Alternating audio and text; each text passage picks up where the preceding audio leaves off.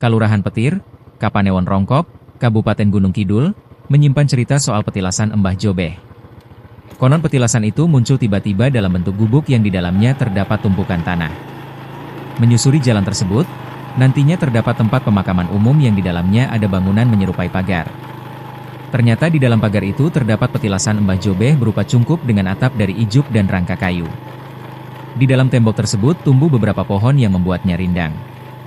Adapun petilasan itu bentuknya seperti makam, berupa gundukan dengan rumah-rumahan kecil beratap ijuk.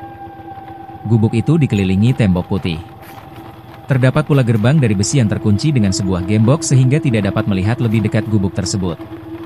Meski banyak diziarahi, tidak ada warga yang mengetahui siapa sesungguhnya Mbah Jobeh.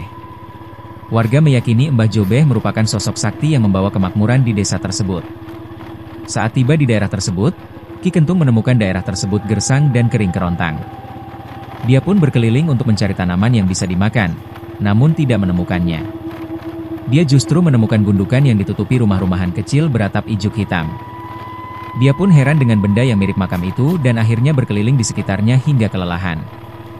Dia lantas beristirahat dan mengeluhkan nasibnya yang tidak menemukan sesuatu yang bisa dimakan di tempat itu.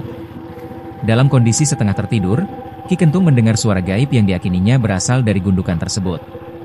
Pada saat di ladang yang semua tanaman itu kering kemudian tiba-tiba itu terdengar suara yang mana tidak ada orang di sekeliling Ki Kentung itu. Suara yang seakan-akan menjawab rintihan Ki Kentung, kata Noto. Saat membuka matanya, Ki Kentung terkejut karena daerah yang semula kering kerontang itu menjadi hijau dan subur.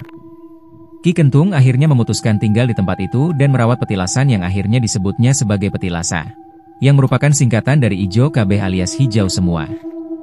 Di wilayah petilasan untuk semedi di situ ada petilasannya Mbah Jobeh sehingga tanaman di situ itu termasuk tanaman Ijo Kabeh, hijau semua, kata Noto. Ki Kentung sendiri tinggal di desa itu dan menjadi juru kunci pertama dari petilasan Mbah Jobeh. Adapun Noto menjadi juru kunci ke-13 yang mulai bertugas sejak 1975 silam.